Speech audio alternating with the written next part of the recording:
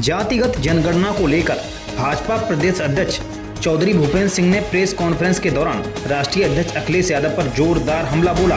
उन्होंने कहा, ये लोग हमेशा राजनीतिक एजेंडे के तहत जातिगत जनगणना की मांग करते रहे हैं। कांग्रेस लंबे समय तक सरकार में रही है और सपा और दूसरे दलों का भी उन्हें समर्थन रहा है, लेकिन इन्होंने कभी भी जातिगत जनगणना कराने का प्रयास नहीं किया है।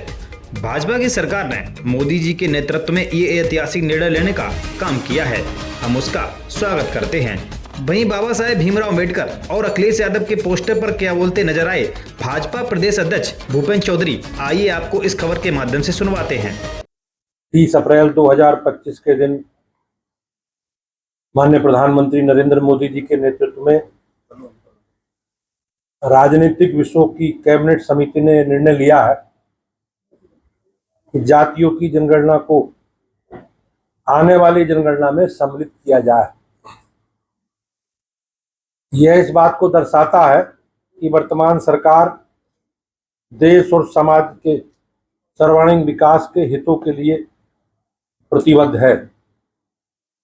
कांग्रेस की सरकारों के द्वारा हमेशा जातिगत जनगणना का विरोध किया गया। आजादी के बाद की गई सभी जनगणनाओं को जातियों की गणना नहीं की गई। आजादी के बाद पहली बार प्रॉपर सही तरीके से जनगणना के साथ जातिगत जनगणना कराई जा रही है। ये हमारे लिए, सबके लिए एक ऐतिहासिक निर्णय है और मैं सभी उत्तर प्रदेश वासियों की ओर से माननीय प्रधानमंत्री जी को बहुत बहुत शुभकामनाएं देता हूं, उनका अभिनंदन करता हूं। भाइयों बहनों, 2010 में तत्कालीन प्रधानमंत्री दिवंगत मनमोहन सिंह जी ने लोकसभा में आश्वासन दिया था कि जाति जनगणना पर कैबिनेट में विचार किया जाएगा। तत्पश्चात मंत्रिमंडल का एक समूह का गठन भी किया गया था, जिसमें अधिकांश राजनीतिक दलों ने जाति आधारित जनगणना की संस्तुति की थी। इस समूह में शामिल केंद्रीय गृह मंत्री तत्कालीन पी चिदम्बरम ने 2011 की जनगणना में जाति को शामिल करने का विरोध किया था और कहा था जातियों की गिनती गणना में नहीं बल्कि अलग से कराई जाएगी।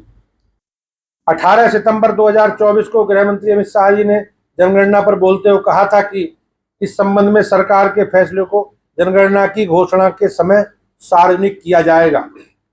कांग्रेस, आरजेडी या किसी भी इंडी गठबंधन के सरकार ने जातिगत जनगणना नहीं कराई।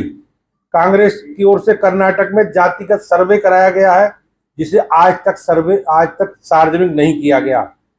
वैसे भी कांग्रेस की सरकार ने जो जातिगत आंकड़े जुटाए थे वो सर्वे के आधार पर थे, उसमें वैज्ञानिक प्रक्रिया का अभाव था, इसलिए उस डेटा पर विश्वास नहीं किया जा सकता। जातिगत जनगणना समाज के साथ ही संभव हो सकती है। 2011 की जनगणना के बाद 2021 में जनगणना होनी थी, लेकिन कोरोना जैसी वैश्विक महामारी के कारण जनगणना नहीं हो पाई है। अब जनगणना प्रारंभ हो रही है और उसके साथ जातिगत जनगणना भी उसी के साथ होगी। संघ ने भी सितंबर 2024 में स्पष्ट किया था कि किसी समुदाय या जाति की भलाई के लिए सरकार के पास आंकड़े होने की जरूरत है। इससे पहले भी हो चुका है, लेकिन सिर्फ समाज की भलाई के लिए इसका उपयोग किया जाए। 2031 तक भारत में जातिगत जनगणना होती थी। 2041 में जातिगत जनगणना के समय जाति आधारित डेटा जरूर जुटाया गया था, लेकिन उसे प्रकाशित नहीं किया गया। 2051 से 2011 तक जनगणना में हर बार अनुसूचित जाति और अनुसूचित जनजाति का ही डेटा दिया गया, ओबीसी और अन्य जातियों का नहीं। आज माननीय प्रधानमंत्री जी के नेतृत्व में सरकार ने यह ऐतिहासिक निर्णय लिया है कि आने वाली जनगणना के समय जातिगत जनगणना भी कराई जाएगी। मैं एक बार माननीय प्रधानमंत्री जी का इस ऐतिहासिक निर्णय के लिए बहुत बहुत अभिनंदन करता हूं। धन्यवाद। डॉक्टर भीमराव अंबेडकर जी का जो समाज के लिए योगदान है, दलितों के, पिछड़ों के, समाज के कमजोर वर्गों के उत्थान के लिए उन्होंने काम किया।